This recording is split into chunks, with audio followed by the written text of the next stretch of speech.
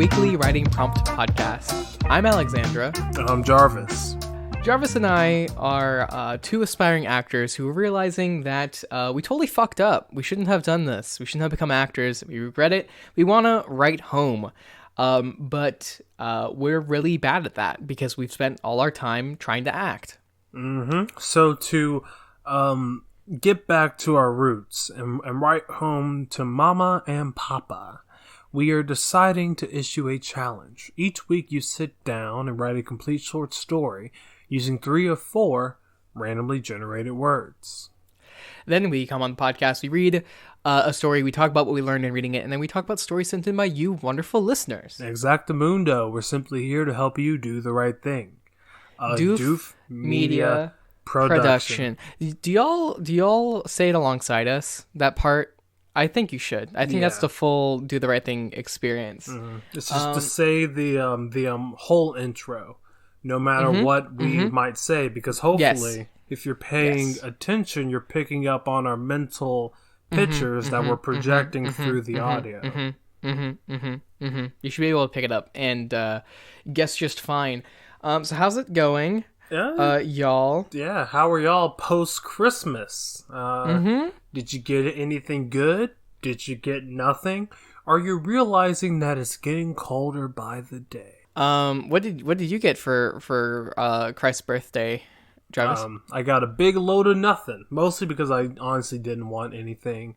Okay. Thankfully, I am in this point in my life where I'm trying to live as simply as possible, which is actually a lie because I just got a huge TV and bought Cyberpunk, so it's kind of null and void. But I thankfully I don't really want for anything, and also my family was so nice to pay for car repairs that I needed. Heroic. Before I can drive down here. So for me, that's my Christmas gift, and I'm very thankful for that. But what about you? What did you get? I got COVID. Oh, what a wonderful gift. How are you? Yeah. So my mom went to get a test the day before Christmas Eve. And then they didn't get her results until Christmas Day, which were positive, and I was also sick. And now my dad's also sick. We're pretty much okay. It's still like, too early to be like, oh, we're safe. But we seem to be having all very, very mild cases, like not even as bad as a cold, just some coughing. Okay. So, well, good. maybe we are just very, very, very lucky. Very. And so how long have you been sick? And have you been getting better since the initial sickness, or how's it going? I think so. Okay. It was almost not noticeable. It was just some coughing and phlegm. And not even it's not even the coughing of I need a cough right now. It's just I got stuff in my throat. It's easier to, if I cough it'll loosen it up. Okay. Or whatever. So that's how I felt. I haven't taken a test yet, so maybe I actually just have something else. Maybe it's just allergies and I'm gonna get COVID still. So hopefully not. So that's what's going on in my household. That was my Christmas. We were masked up on Christmas. Maybe what if Santa gave it to you? Oh, and if he's visiting a million homes, exactly, and he's probably gonna get it. Wear oh my god! A mask, so. But I mean, even if he did, there's no way that he wouldn't get exposed. That many people. Yeah, and he's also going down. He's also going down chimneys, so he probably has really bad lungs, just in general. Yeah, so. he probably. Yeah, it's got. Oh, he already has the black lung. Yeah, and now he has COVID on top of that. That's horrible. That's oof. Wow, that's extremely irresponsible. Rest in peace. I mean, honestly, rip and piss. I'm surprised that he's lasted this long, but now with COVID-19 out there, and also he went to the UK probably, and they have COVID-20 there, so it's not looking good for old Saint Nick. I honestly don't know if we'll be able to have Christmas next year. Do you think he should be tried for crimes against humanity? Well, technically, he is probably one of the biggest reasons why COVID-19 has spread as fast as it has been, especially over these last few days. So I think he should be tried. I don't know if he should be tried to the fullest extent of the law, because he does do a lot of charity work. But I do think, based off of how many people he actually spread it to, I'm thinking like maybe 9-10 years. Yeah, that's probably fine for him. I mean, that's pretty. I mean, he's immortal, so like we can give him whatever. You know? I know that. Honestly, if we gave him life, he'll probably be fine, because he doesn't do anything until one day a year. That's true. And the whole other time, he's just telling other people what to do. And honestly, that does That sounds like a little slavey to me. It really imprison does. them, except for the one day where you work. But I mean, I guess that is legal in the United States of America. So true. Yeah. Honestly, we should just get the elves to do Santa's job, because they're the ones making the toys. They're the ones who load them up, and really all Santa does is just like drink a 40 and then like yell at some elves to start running. I mean, we could just get the elves to deliver the presents and just have them dress up as Santa, because we can't see them anyway. They could just vote democratically on the process rather than, bowing to a tyrant that Exactly. they didn't, even elect. Yeah. So yeah, the elves should form a union, and then I'll just form a commune. With the elves.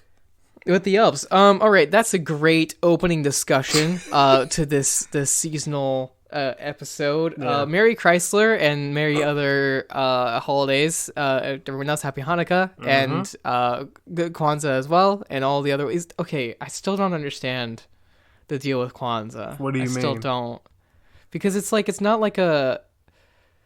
It's like a pan African American holiday or something, yes, right? So but it's not like it's okay. So yeah, Kwanzaa is weird because it is celebrated partially in Africa, but it doesn't, I think, fall on the same day. I think Kwanzaa is just a way for African Americans to really connect to their roots. And also, it was a much bigger thing back in the day. I'm talking 70s, 80s, and 90s during the reconnecting movement in the African American community. I'm not really sure how many people still really celebrate it now.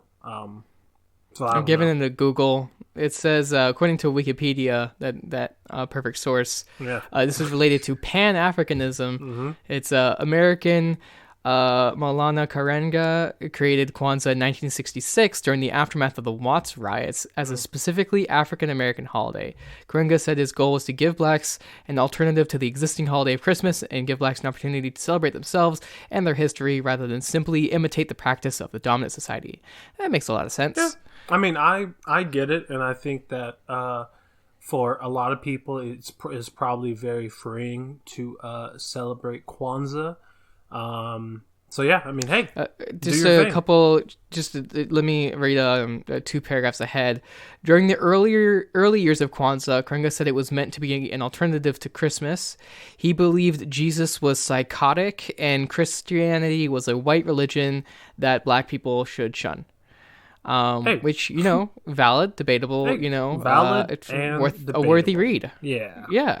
I don't want to give a blanket statement either way, but I mean, if we're being some real, Christianity was in fact forced upon the early slaves who did have their own beliefs and religions. I don't know if this religion itself is really dominated by any one group. I don't know about that, but I do understand where this guy is coming from, and I appreciate what he's doing and what he's trying to do. Well, okay, I was about to say, I feel bad that I don't see stuff about Kwanzaa and commercials and stuff. But like, okay, well, there's a is the commercialization of a holiday really a good thing? And B, I don't see stuff about Hanukkah either, so maybe that's actually not representative at all. Well, I mean, I think one of the biggest reasons why Christmas is so commercialized is because it lends itself to gift giving as one of the major factors of it.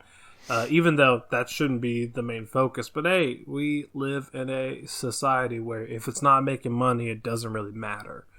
You know what I think is just delightfully ironic? What? So, like more than half, almost all the Christmas movies that just out there are about how Christmas is not about the gifts; it's about the bonds you have with other people, or maybe it's the act of giving, but it's mostly like about relationships and stuff like that. Yeah. Which I mean, it's a made up concept. It can be whatever you want it to be about. Actually, it's not like one Christmas thing, but to many people, it's just Friday. Yeah. But so the thing is, so with all those Christmas movies, right? It's like, hey, it's not about consumerism, right? Yeah. And then because there's a movie, there's a bunch of products being sold about that movie. Yes, with the for that movie placement. For Christmas. So I think it kind of cancels out. For that movie, you have to probably spend $10 on the Hallmark Channel. That's filled with ads. So yes, lovely irony. Those movies they're all bad, and it's half of them are bad in a funny way where it's like, wow, they really thought they were doing something here, and then half of them are just cashing in on the sort of hackney spirit of Christmas, where if you just do 3 different things, have a song, have some sort of romance, and have a scene of them kissing in the snow, people instantly like it for some unknown base human reason. Yeah, fascinating. Okay, let's get into this week's story. Yes. What are the words this week, Travis? Thank you so much for asking me. The words for this week are clue, dose, lead, and flesh. And also, these stories that were written this week were about satire, so I am very eager to sit down and read those. But the story we are going to be reading before that is An Actor's End by Anton Chekhov. That's right. Sorry if you hear screaming in the background. My brother is another room away, and he's watching Attack on Titan. So that's ample screaming. On that.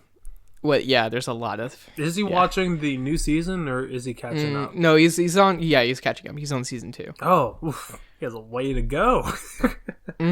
That's basically where I stopped too. But anyway, yeah. So this is another story by Anton Chekhov. He's Russian, and we'll get into it. He writes these Russians write dark stories. So here's one of them. All right, can't wait to hear it. An Actor's End, a story by Anton Chekhov. Sheepsov, the heavy father and good-hearted simpleton, a tall and thick-set old man, not so much distinguished by his talents as an actor as by his exceptional physical strength, had a desperate quarrel with the manager during the performance. Just when the storm of words was at its height, he felt as though something had snapped in his chest. Zhukov, the manager, as a rule, began at the end of every heated discussion to laugh hysterically and to fall into a swoon. And on this occasion, however, Sheepsov did not remain for this climax, but hurried home. The high words and the sensation of something ruptured in his chest so agitated him as he left the theater that he forgot to wash off his paint and did nothing to take off his beard. When he reached his hotel room, Sheepsov spent a long time pacing up and down, then sat down on the bed, propped his head on his fists, and sank into thought. He sat like that without stirring or uttering a sound till 2 o'clock the next afternoon, when Sergey, the comic man, walked into his room. "Why is it you did not come to the rehearsal, Booby Ivanitch, the comic man said, panting and filling the room with fumes of vodka. "Where have you been?" Sheepsov made no answer, but simply stared at the comic man with lustreless eyes, under which there were smudges of paint. "You might at least have washed your face," Segov said. "You are a disgraceful sight. Have you been boozing or..." Are you ill or what? But why don't you speak? I'm asking you, are you ill? Sheepsov did not speak. In spite of the paint on his face, the comic man could not help noticing his striking pallor, the drops of sweat on his forehead and the twitching of his lips. His hands and feet were trembling too, and the whole figure of the good-natured simpleton looked somehow crushed and flattened. The comic man took a rapid glance around the room, but saw neither bottle nor flask, nor any other suspicious vessel. I say, Mishutka, you know you are ill, he said in a flutter. Strike me dead, you are ill. You don't look yourself. Sheepsov remained silent and stared disconsolately at the floor. You must have caught a cold, said Sigev, taking him by the hand. Oh dear, how hot your hands are! What's the trouble? I want to go home, muttered Sheepsov. But you are home now, aren't you? No, to Vyazma. Oh my, anywhere else. It would take you 3 years to get to your Vyazma. What, do you want to go and see your daddy and mummy? I'll be bound, they've kicked the bucket years ago. You won't find their graves. My home's there. Come, it's no good giving way to the dismal dumps. These neurotic feelings are the limit, old man. You must get well, for you have to play Mitka in the terrible Tsar tomorrow. There is nobody else to do it. Drink something hot and take some castor oil. Have you got the money for some castor oil? Or, stay, I'll run and buy some. The comic man fumbled in his pockets, found a 15-kopeck piece, and ran to the chemist's. A quarter of an hour later, he came back. Come, drink it, he said, holding the bottle to the heavy father's mouth. Drink it straight out of the bottle. I'll let it go. That's the way. Now nibble at a clove that your very soul may stink of it. The comic man sat a little longer with his sick friend, then kissed him tenderly and went away. Toward evening, the young premier, Bramaglinsky, ran in to see Sheepsov. The gifted actor was wearing a pair of prunella boots, had a glove on his left hand, was smoking a cigar, and even smelt of heliotrope. Yet nevertheless he strongly suggested a traveller cast away in some land in which there were neither baths, nor laundresses, nor tailors. I hear you are ill, he said to Sheepsov, twirling round on his heel. What's wrong with you? What's wrong with you really? Sheepsov did not speak nor stir. Why don't you speak? Do you feel giddy? Oh well, don't talk. I won't pester you. Don't talk. Bramaglinsky, that was his stage name, in his passport he was just called Guskov, walked away to the window, put his hands in his pockets, and fell to gazing into the street. Before his eyes stretched an immense waste, bounded by a grey fence beside which ran a perfect forest of last year's burdocks. Beyond the waste ground was a dark, deserted factory, with windows boarded up. A belated jackdaw was flying round the chimney. This dreary, lifeless scene was beginning to be veiled in the dusk of the evening. I must go home, the young premier heard. Where is home? To Vyazma, to my home.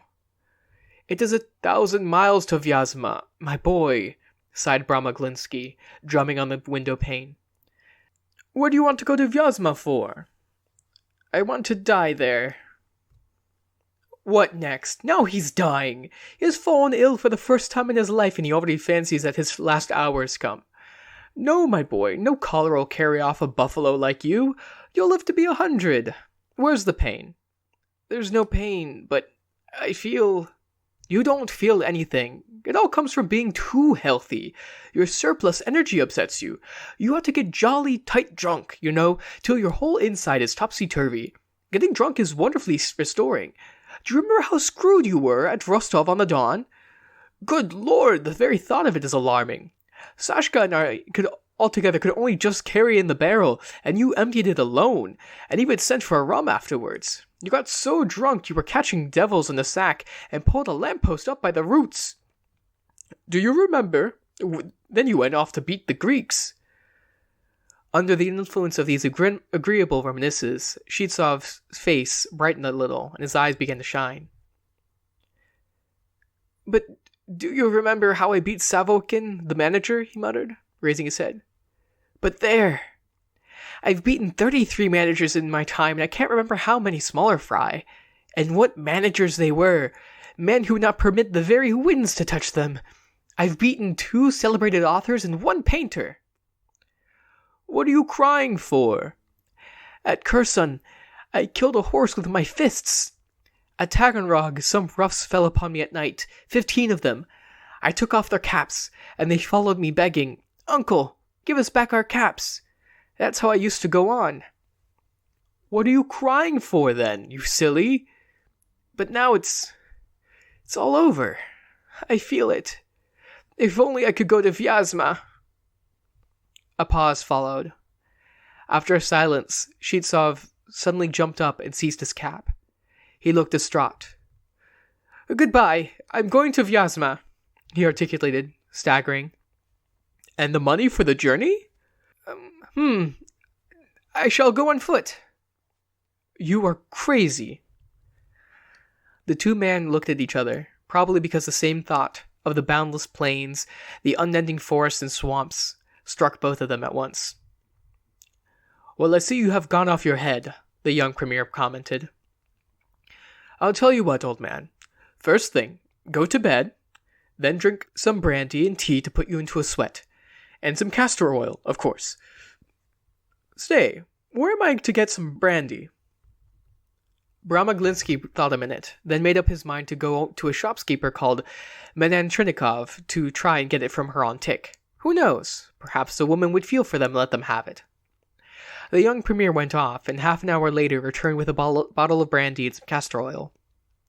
Shitsov was sitting motionless, as before, on the bed, gazing dumbly at the floor. He drank the castor oil offered to him by his friend like an automaton, with no consciousness of what he was doing. Like an automaton, he sat afterwards at the table, and drank tea and brandy. Mechanically he emptied the whole bottle, and let the young premier put him to bed. The latter covered him up with a quilt and an overcoat, advised him to get into a perspiration, and went away. The night came on. Shitsov had drank a great deal of brandy, but he did not sleep. He lay motionless under the quilt and stared at the dark ceiling. Then, seeing the moon looking in at the window, he turned his eyes from the ceiling toward the companion of the earth, and lay so with open eyes till the morning. At 9 o'clock in the morning, Zhukov, the manager, ran in. What has put it into your head to be ill, my angel? He cackled, wrinkling up his nose. Aye! A man with your physique has no business to be ill. For shame, for shame. Do you know, I was quite frightened. Can our conversation have had such an effect on him, I wondered. My dear soul, I hope it's not through me you've fallen ill. You know you gave me as good... And besides, comrades can never get on without words. You called me all sorts of names, and have gone at me with your fists, too, and yet I am fond of you. Upon my soul, I am. I respect you, and I am fond of you. Explain, my angel, why I am so fond of you. You are neither kith, nor kin, nor wife, but as soon as I heard you had fallen ill, it cut me to my heart. Zhukov spent a long time declaring his affection, then fell kissing the invalid, and finally was so overcome by his feelings that he began laughing hysterically, and was even meaning to fall into a swoon, but probably remembering that he was not at home nor at the theater, put off the swoon to a more convenient opportunity, and went away. Soon after him, Adabeshev, the tragic actor, a dingy, short-sighted individual who talked through his nose, made his appearance. For a while he looked at Shitsov, and for a long while he pondered, and at last he made a discovery. Do you know what, Mifa? He said, pronouncing through his nose F instead of SH, and assuming a mysterious expression. Do you know what? You ought to have a dose of castor oil. Shitsov remained silent. He remained silent, too, a little later as the tragic actor poured the loathsome oil into his mouth. 2 hours later, Yevlampi, or as the actors for some reason called him, Rigoletto, the hairdresser of the company, came into the room. He, too, like the tragic man, stared at Shitsov for a long time, then sighed like a steam engine, and slowly and deliberately began untying a parcel he had brought with him. In it there were 20 cups and several little flasks. You should have sent for me, and I would have cupped you long ago, he said, tenderly burying Shitsov's chest. It is easy to neglect illness. Thereupon Rigoletto stroked the broad chest of the heavy father, and covered it all over with suction cups. Yes, he said, as after his operation he packed up his paraphernalia, crimson with Sheepsov blood. You should have sent for me, and I would have come. You needn't trouble about payment. I do it from sympathy. Where are you to get the money if that idol won't pay you? Now, please take these drops. They are nice drops. And I know you must have a dose of this castor oil. It's the real thing. That's right. I hope it will do you good. Well, now, goodbye. Rigoletto took his parcel and withdrew, pleased that he had been of assistance to his fellow creature. The next morning, Sigev, the comic man, going in to see Sheepsov, found him in a terrible condition. He was lying under his coat, breathing in gasps, while his eyes strayed over the ceiling. In his hands he was crushing convulsively the crumpled quilt. "To Vyazma," he whispered when he saw the comic man. "To Vyazma." "Come, I don't like that, old man," said the comic man, flinging up his hands. You see, old man, that's not the thing. Excuse me, but it's positively stupid. To go to Vyazma. My God, to go to Vyazma.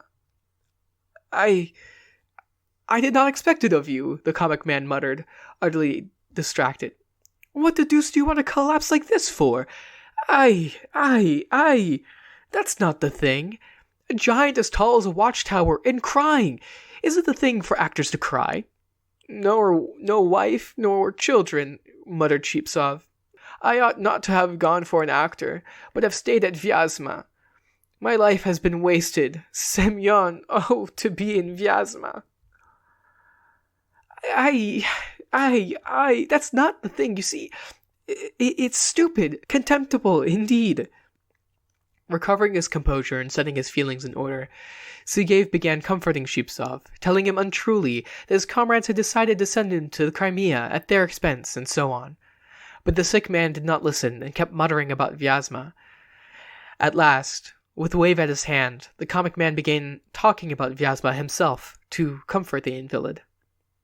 "It's a fine town," he said soothingly. "A capital town, old man. It's famous for its cakes. The cakes are classical, but between ourselves, they're a bit groggy. For a whole week after eating them I was... But what is fine there is the merchants. They are something like merchants. When they treat you, they do treat you." The comic man talked while Sheepsov listened in silence and nodded his head approvingly. Towards evening, he died.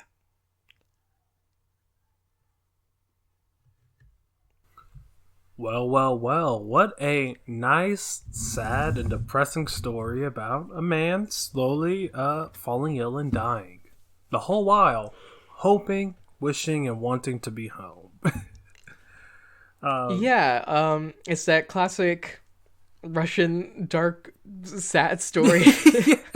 Yeah. It's a little bit funny, but mostly dark and sad. Yeah, and honestly, I think that's the main reason why I like this story so much, is that at first you are hit with this main character being sick, and you always have some sort of hope that there would be hope for this character. Either they would be able to get to Vyazma, or they would come out of this illness.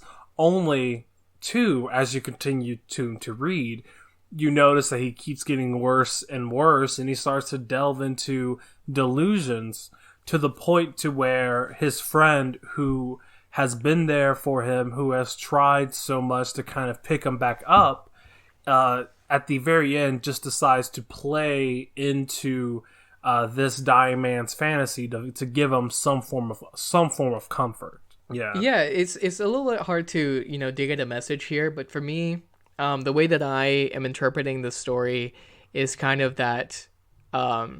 I think the implication is kind of that Sheepsov dies because of the help that he gets, yes. Right? I mean, he drinks so much castor oil, yeah. Yeah, every single one gives him castor oil and some other stuff. The cupping makes him bleed and everything. It's unclear if that's like actually what killed him or what, but I don't think it actually helped.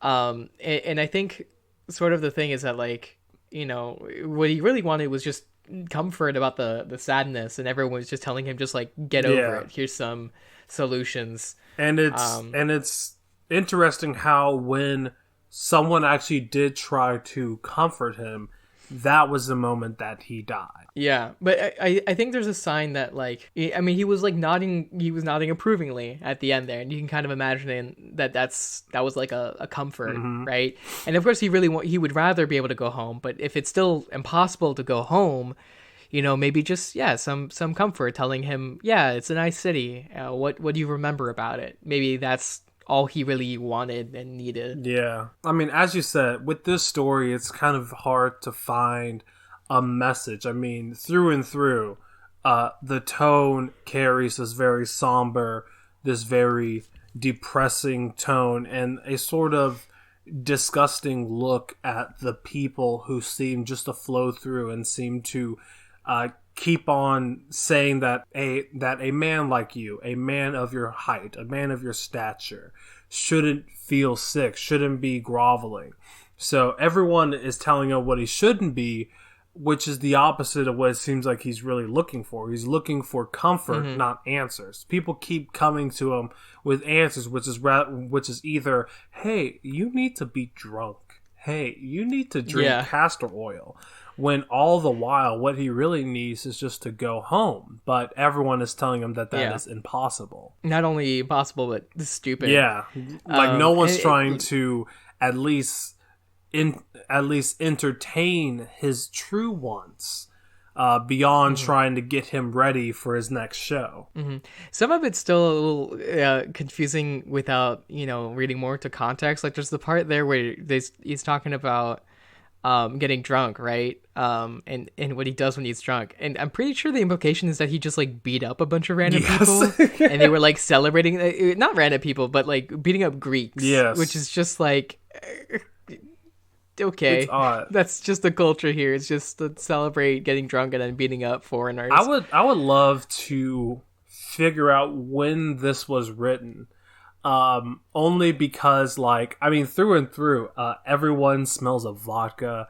No one seems to be doing too good or just hobbling around drunkenly. And I mean, as you said, it seems that whatever culture this is glorifies getting dummy drunk and beating up random people. This sort of gravitas man's man type of way that these sort of influences were put onto this character. At this character's lowest point, and at the end of the day, that's not what he needed. But no one was even trying to figure out, understand, or give this man what he needed. Yeah, so which is just a bit of sympathy, I think. Yeah, and I mean that was a part that like stung when the doctor that gave him the cupping said, hey, you don't have to pay. I'm doing this for sympathy reasons because you look horrible. And they're not going to pay you well or something like that. So yeah, I mean, I enjoy how throughout this very depressing tale, there's also hints of this sort of dark comedy that seems just to be floating in the air. Which also really changes how you read it. I mean, like, when he's calling out to Vyazma, to a certain extent, it's almost funny, based off of the tone itself. But, I never expected when I was reading this that it would just all cascade into this man dying. I thought that there would be that sense of hope. But then again, I mean, it seems that overall, my hope for wanting hope is hopeless within this story. Sure. Yeah. So if we want to transition into the theme for this week, so the challenge for this week is going to be to write a story about home. Whether that be what home means to you, a want for home, what happens at home, and what makes a home. Because clearly, this character who is slowly dying is only calling out to go home. Yeah, so there's a lot of spins we can take on this take. Obviously, this one from this story is about yearning for home and what that can do to us, and if it maybe it's futile because in this case it's somewhere very far away, and mostly it's just a memory of the past because, his parents are probably gone too. And to be honest, there's nothing for him at home besides home itself. Oh, like the concept of home. Yeah, I guess I see what you mean. But of course there's many other ways to take it, as you said, like what makes a good home, what makes a bad home, what happens if a home goes bad, right? Or, relating to this, home is like not only a space, but also a time, right? And it's dependent on a lot of factors. There's a classic take of like, home is where, your family is, or whatever that means. It doesn't have to be a specific place. So a lot of different ways that you can take it. And I'm excited to see what y'all do with it. Definitely. Well, all right. I think that's as much we can talk about this straightforward, depressing tale. And I honestly did really like your reading. It brought a lot of life to these sort of choppy, disjointed lines. So you did a fantastic job. I think I started doing an Italian accent, yes, you did. Which is not intentional. Aye.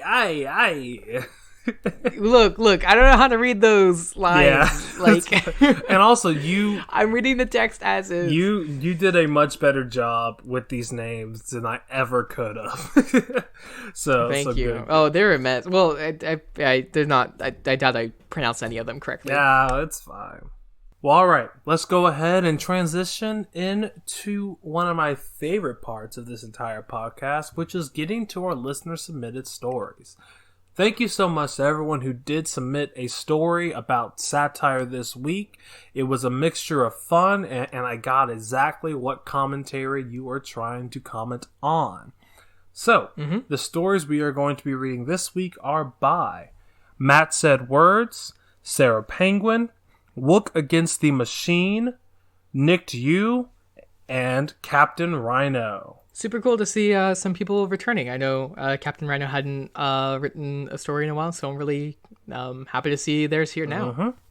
All right. Up first is Matt Said Word with the United States of the People's Republic for which it stands in Silicon Valley. And then United is YOU United. Yes. It's really good. It's really good. That's a fantastic title.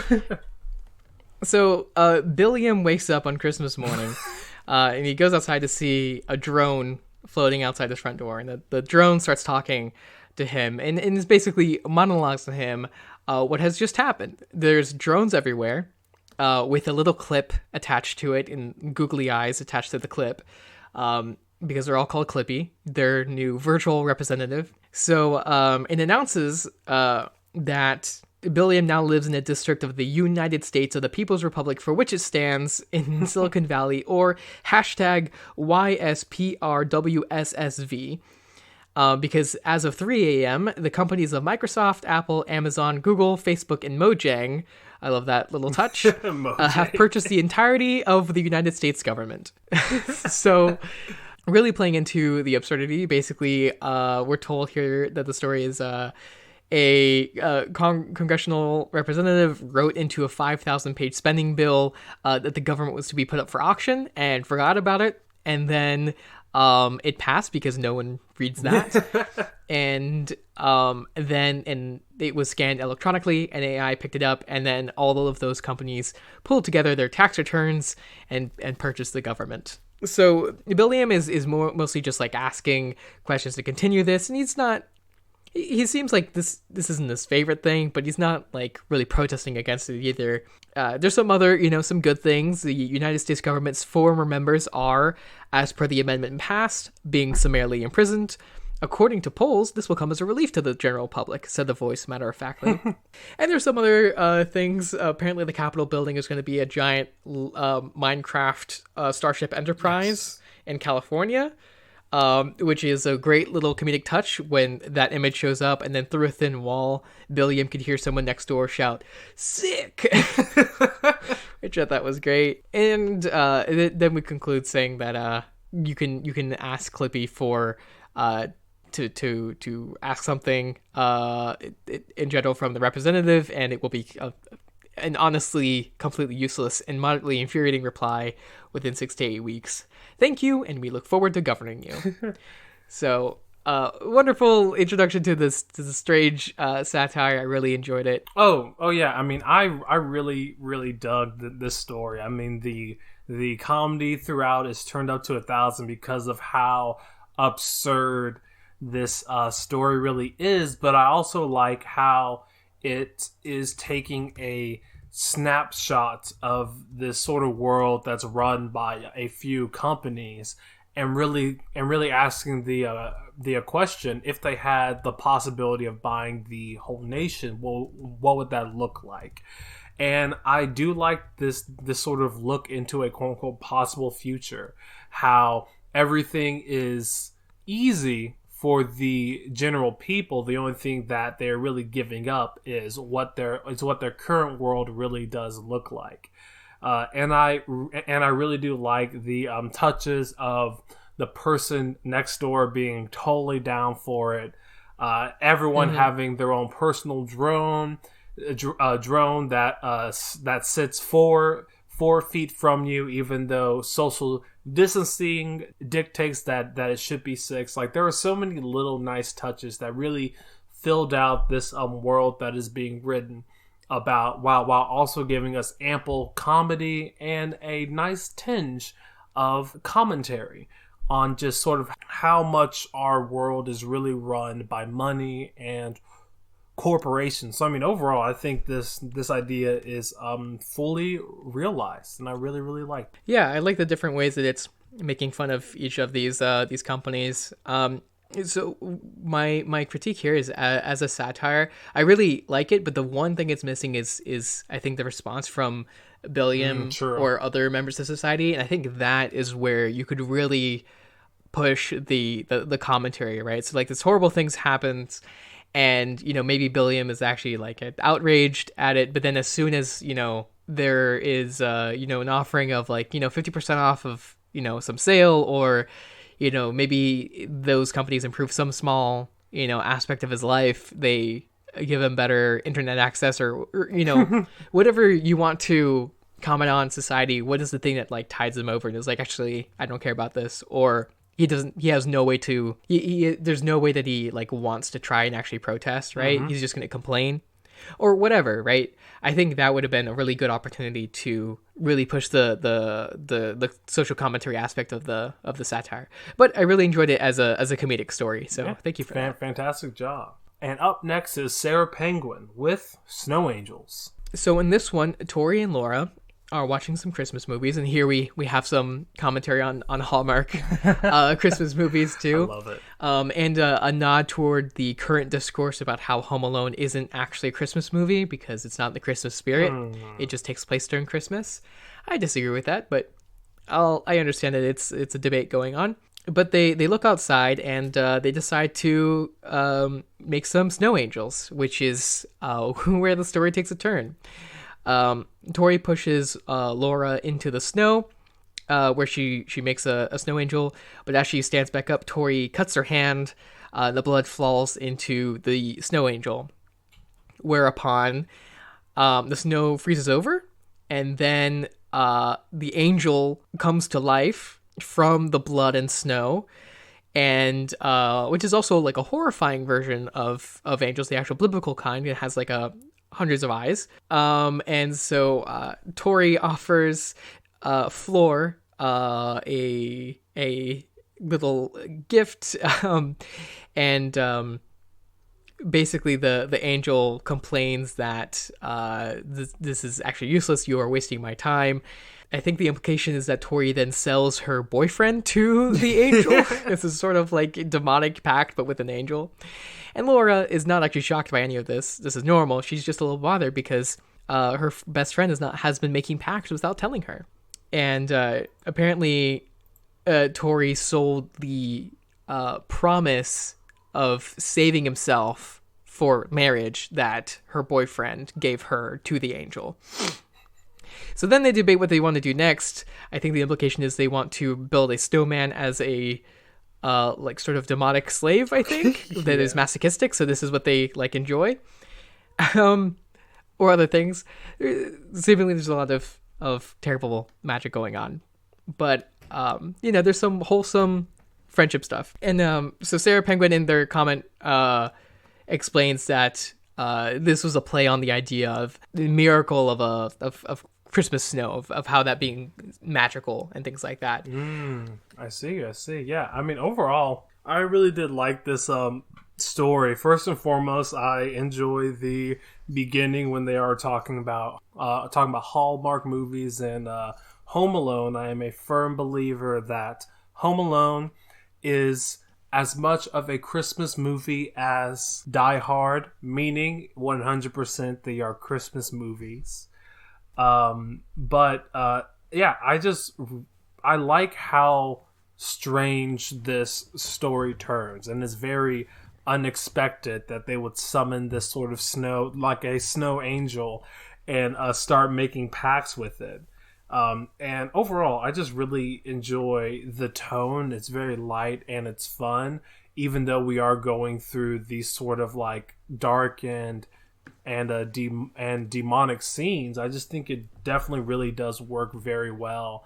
And also carries the sort of Christmassy tone, which I would normally find very hard to work in something that is about, making a snowman slave and such. So I honestly think that this story is written very well, and it carries that true blue Christmas spirit that I love. So fantastic job. Yeah.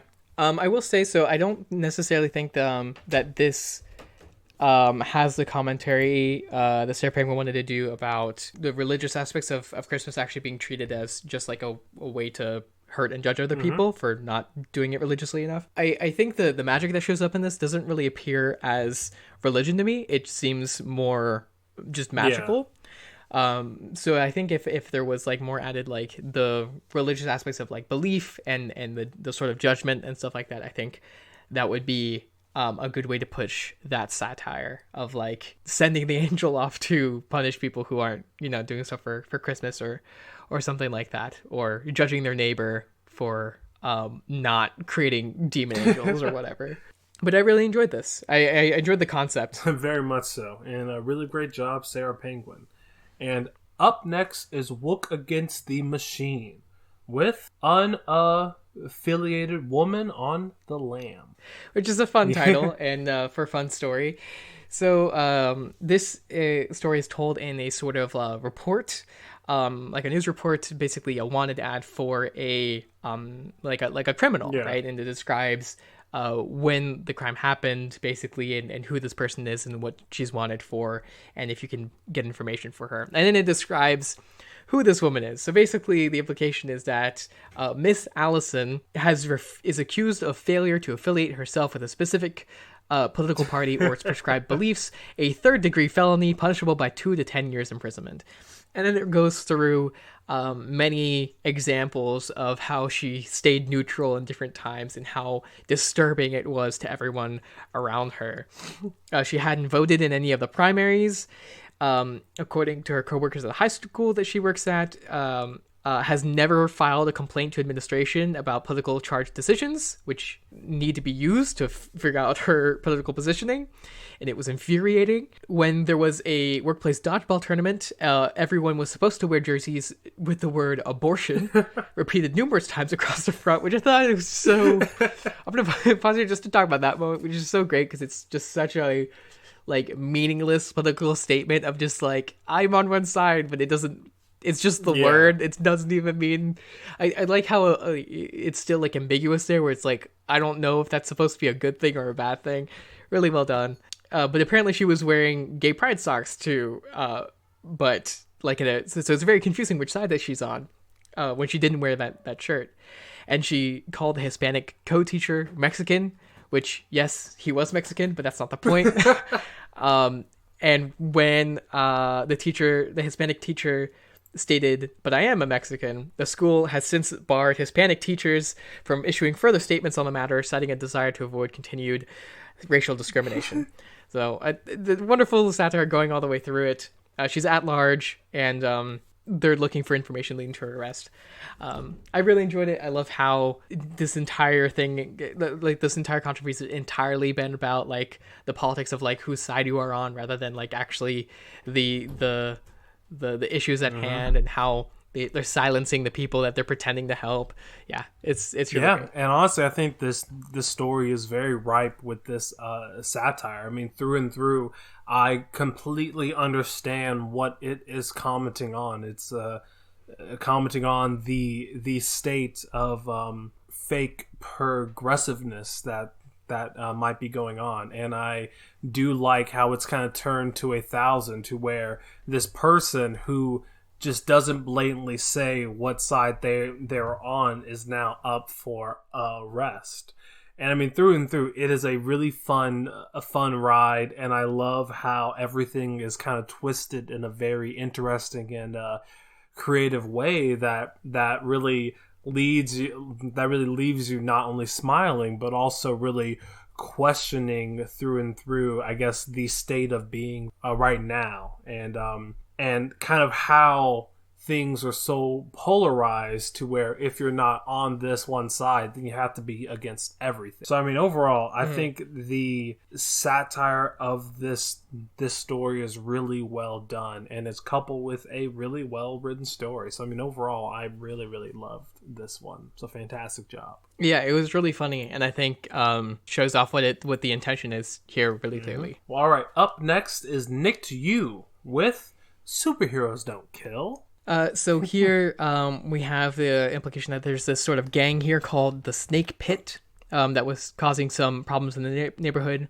And so our main character has shown up to take them down, and has found research and found the place. So he shows up and starts kicking ass, right? And in an extremely violent way, like uber violent, starting with bashing a guy's fingers inside a door, and then going in there, breaking, knees, cracking skulls, breaking arms as they scream and shout because they are in great pain. And all these people are also dressed like snakes, and all the while doing some really, really terrible and like just kind of like dickish clips as he goes. Like they're not even like that. They're just like asshole things. Like, hope your health insurance covers that, right? We're just like, okay, well, it's like, that's actually, I mean, you are breaking their limbs. Like, this cost stuff. Asking if this is the furry convention, because they're all snakes and stuff like that. So just kind of a dick. And then he comes to the supervillain there, a sort of snake king, and a bunch of snakes come out of his arms and stuff like that. And they start fighting, and it's still just being a total dick. The snake king asks, "What the fuck is your problem? You come in here to kill me? You're acting like it's some fucking joke?" And then he says, "I don't kill." I said, seriously, superheroes don't kill. If I kill you, then I'll be like you. Which I think is like very clear that like that's a joke too. Like he believes in that, but he's doing it like ironically. And then he gets bitten by a snake, and he realizes, oh, that's actually hurting him, and he has to fight everyone off before he leaves. But on the way out, he punches the first guy once more, just because he was mad. And it's just like he's just wreaked havoc on everyone here, and really hurt everyone. And like, you're just questioning if he's done like any good, I guess. I really do love this take on, I guess, superheroing. How like it is known that most superheroes follow this really close code, but when it comes down to it, that code probably shifts around. And I really do love how this superhero is just simply cracking jokes, like he has like 5 minutes on a like open mic through and through. Even when he gets up to this sort of snake villain, he's making jokes in his face and blatantly acting very unheroic and not like a superhero. But since he doesn't kill, he has to be a superhero. So yeah, I mean, this story reminded me a lot of the Boys, except a lot less blood and racial slurs. But yeah, I mean, through and through, I just really like this glimpse into this very strange superhero world. Yeah, definitely. Yeah, it carries across this sort of satirical take on this. I do agree that it's like slightly unclear of like the depths of the satire, but just as a takedown of like sort of the idea of just being a dick to criminals as a good thing, I think is a really good start, and I definitely had fun reading it. So fantastic job. And our last story for this week is by Captain Rhino with Screw Tape's Review of the Year. And this is a wonderful little one. So this is another of Captain Rhino's fan fictions of the Screw Tape letters by C.S. Lewis, where C.S. Lewis, that's the author of Narnia, for those who don't know, imagines a series of letters, and I'm reading Captain Rhino's disclaimer here at the top, from a senior demon to a junior demon, giving him advice on how to corrupt humanity. So it's that series already was a satire, and here Captain Rhino is adding another one in that vein, which I think is a really good idea and a good thing that people should try out. Taking following the format of other people's writing, I think is a good practice, which again is just fan fiction, but I think it's good practice. Anyway, so this one is about the pandemic, right? So he's writing to this junior demon, Grubrot, who has just utterly failed to hurt humanity at all this year. And he goes on and talks about and gives examples how there's another demon named like Natblight who had they call the human that they're working on their patient, which I think is fun.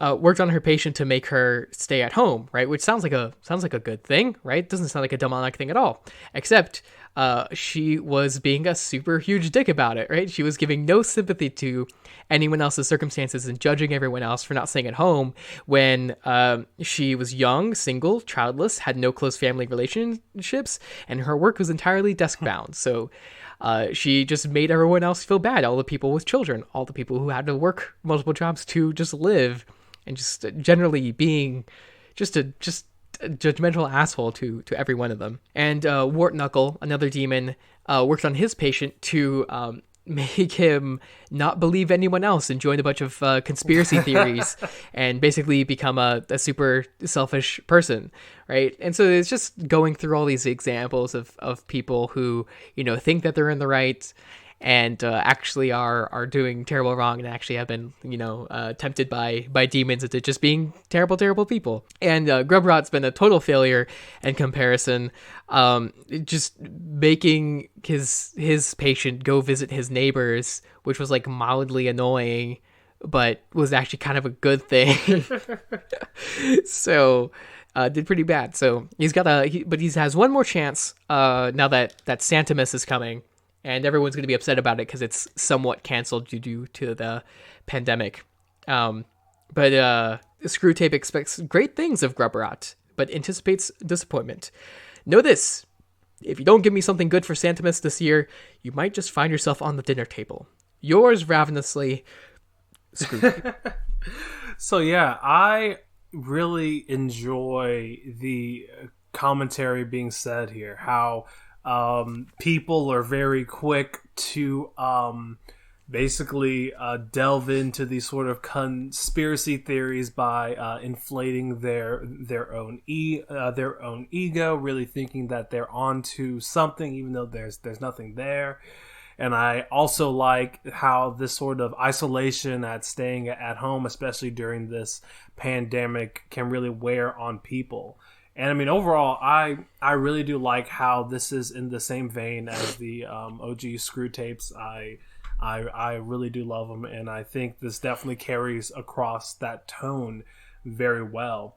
And I mean, overall, the comedic tone of this letter and how pointed it really aids in its readability. I mean, I could read this 1,000 times and find something really fun about it each time. And yeah, I just really enjoy the read. I love what is being said, and I mean, overall, I laughed and I thought, and I really did enjoy this story. So great job. I think it's a good format to play around in. Definitely. Well, all right. that's all of the stories for this week. But we want to say a good old do the right thing thank you to everyone who did leave a story.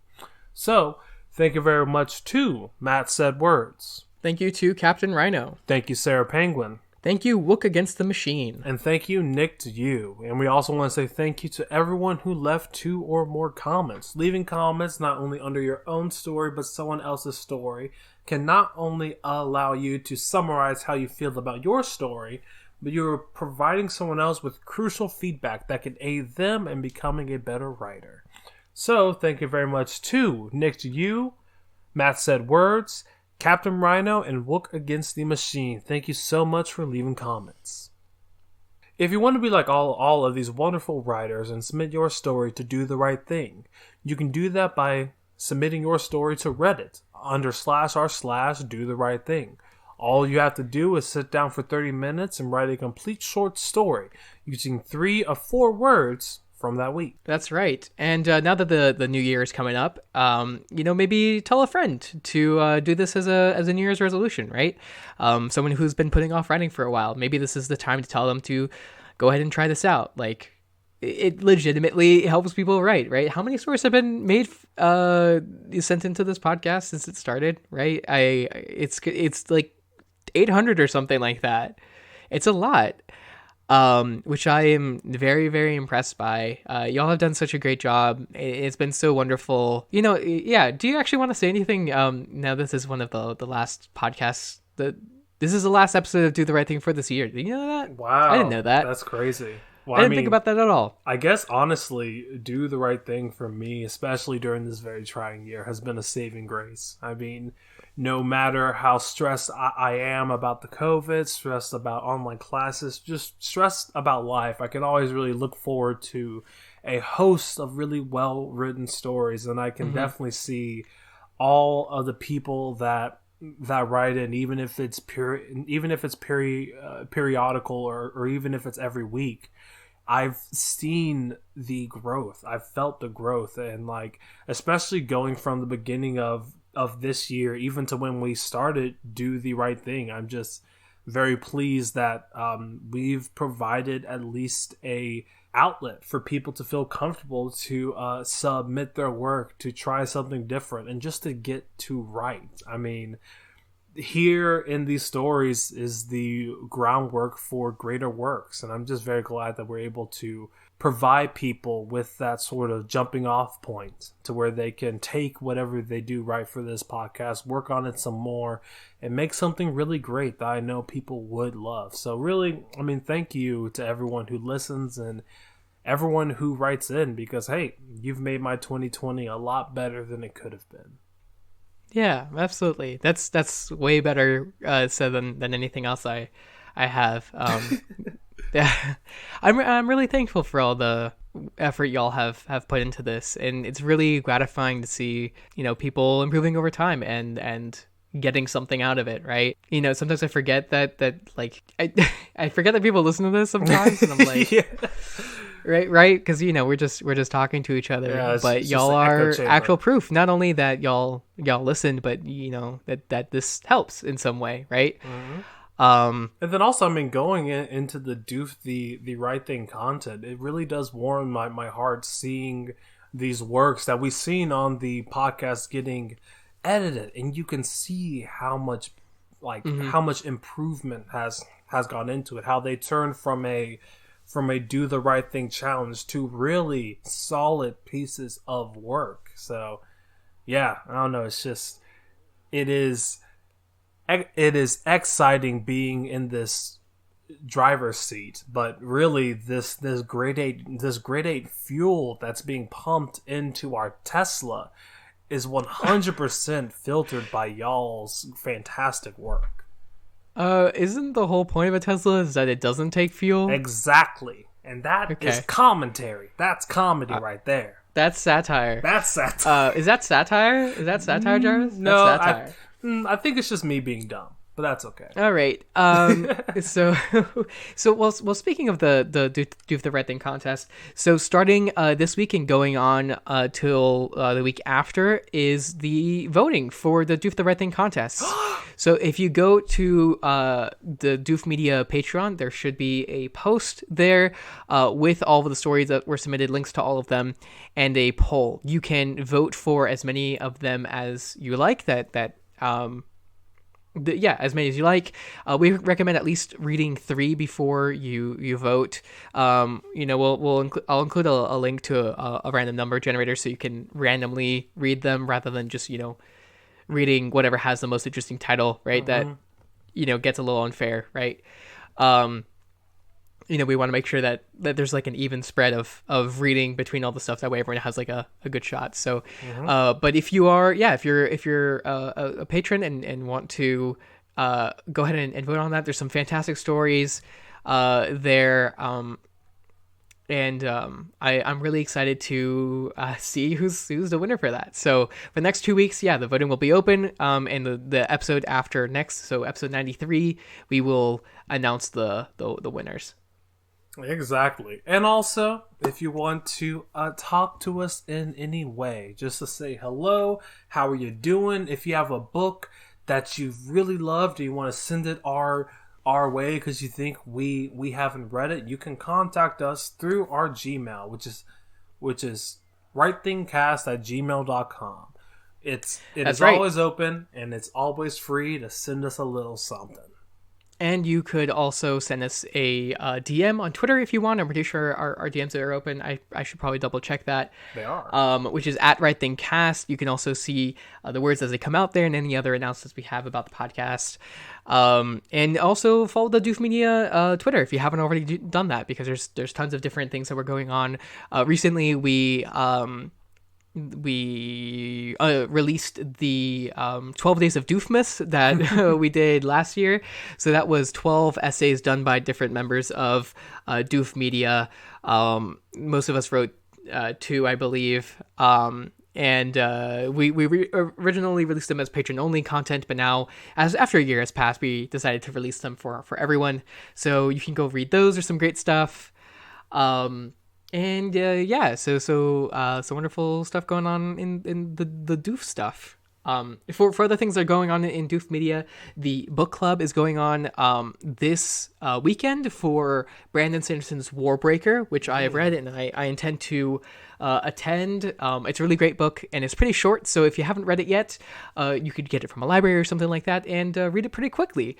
So I highly recommend it. It also has some author's commentary that talks about his writing process and stuff like that in the footnotes.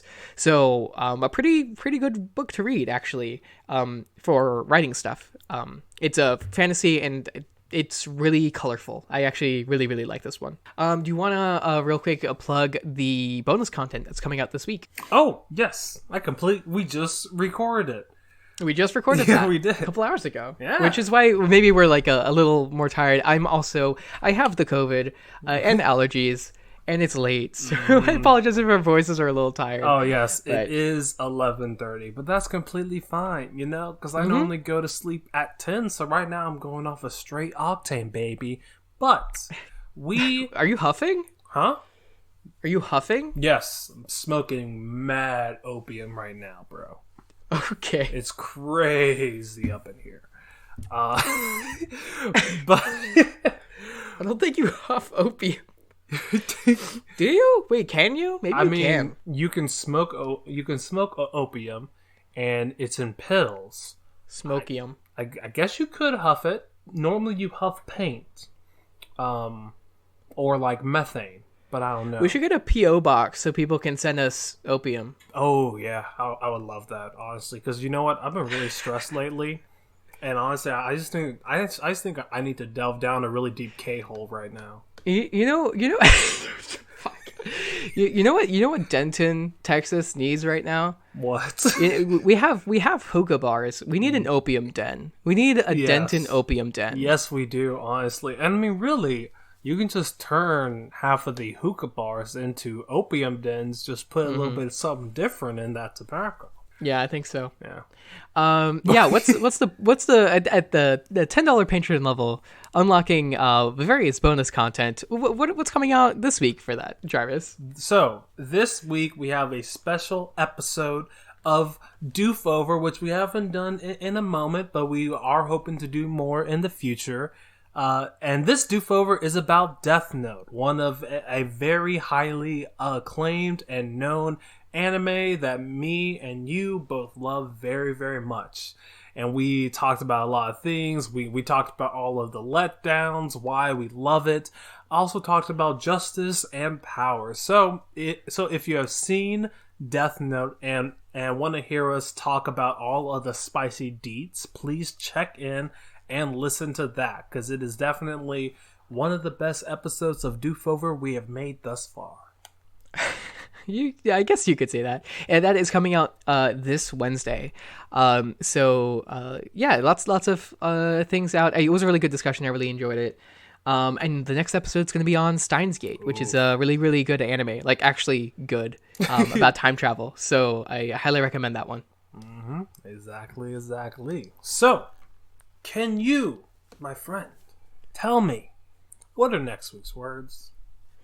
Great question, Jarvis. So keeping in mind that, wait, this is so weird. I don't say what the words are. No, you say what the words are, don't you? Isn't that the thing? I do normally, but I can switched it up on you.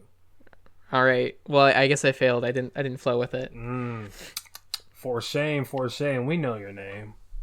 So the words next week are threat, range, indulge, and entitlement. And also, y'all will be writing about home, what home means to you, the good things, the bad things, what makes up home, being homesick, or wanting to never go back home. Just revolve your stories around the idea, concept, and place that is home. That's right. Mm-hmm. So, as you said, the words threat, rate, indulge, and entitlement. So threat, it is danger that is right in front of you. It can also be part of some sort of rating system. Threat level 1, threat level 2. Okay. Yeah. I don't normally define things, but that's okay. No, that comes from anime. I like how it's influencing you. Mm-hmm. Yes. Threat level dragon. Threat level dragon. Threat level demon. Threat. Yeah. You know what a threat is. Rate. Rate, which is normally part of some sort of numerical system. People rate clothes. Some people rate people, which you probably shouldn't do. Rate. It is a form of measurement, typically tied to some inclining number. Something can come at a rate, right? Like the rate of fire or whatever. Yes, high rate of speed. Mm-hmm. And then indulge. Basically to have a good time with something that might be too good for you. People indulge in eating chocolate. People indulge in the pleasures of the flesh. You can indulge in multiple things.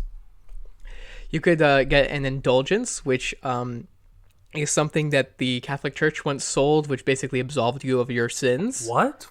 I didn't know this. What is they indulge? Like, is it a thing or? Wait, are you serious? Yeah, I don't know what a indulgence in that context. No. Well, that's the whole thing that Martin Luther hated. That's why he wrote the 95 Theses and hammered it on the door of the church. It's because he was like, "Hey, this is actually really bullshit." But yeah, an indulgence was basically you give a certain amount of money to the church, and then you get a blanket. Hey, you're good. Oh, no, all your sins are forgiven. Don't worry about it. Don't you get like a piece of paper or something? I think so, but it's more the symbolic thing on your soul that matters. And hey, all you had to do was just fork over a little bit of money. I mean, isn't it worth it? Doesn't it make sense? Yeah, I think the indulgences are still a thing. They're just not sold. Yeah, I think it might depend. And now they're called tithes. That's a different thing. That is different. And then entitlement. You can basically, that is believing that you deserve something that you might not truly deserve. Some people feel feel entitled to get somewhere within life. You can also have a entitlement to a car. Yeah, like an entitlement that's handed out is something that is handed out because it's just I guess the law that people are supposed to get it, even if they, I guess, didn't earn it, is the idea. Mm-hmm. Although that is sort of arbitrary. That's a bad concept. Who can really earning it? Who can really determine what someone deserves? Only the Lord can do that. Exactly. All right, Jarvis. What story are you gonna write? And then after we do our stories, let's just say what the story we'll be reading is after that. So my story is going to take place at the center of a beautiful chocolate cluster. Now, you see, these chocolate clusters, they're delicious. People indulge in them through and through every day, and they have been rated as the #1 chocolate on the market. But the reason why it tastes so good, the reason why it's a party in your mouth, is because it's a party in your mouth. You see, there are these little tiny creatures, not all of them non-threatening, and they're called the party people. All of them made of chocolate, all of them raving and riding and having a good old time in the middle of your mouth. Covered in chocolate, glittered in gold, and injected with a nice fresh squeeze of caramel. Delicious, delicious. Now, of course, it's very hard to pass live, living creatures as food, especially when you have to think of the FDA. But, you see, this candy was made by Hershey's. And as we all know, Hershey's is entitled to make any and everything they want because chocolate is good. People love chocolate, and it also has a addictive quality. But the one thing that Hershey's didn't plan on when putting these tiny little party-crazed creatures in the center of these delicious golden glitter caramel-infused chocolates is that these tiny little creatures had sentience. And as the droves of Americans bent on gaining more fat by devouring more and more balls of chocolate, as more and more of these balls went into their mouth.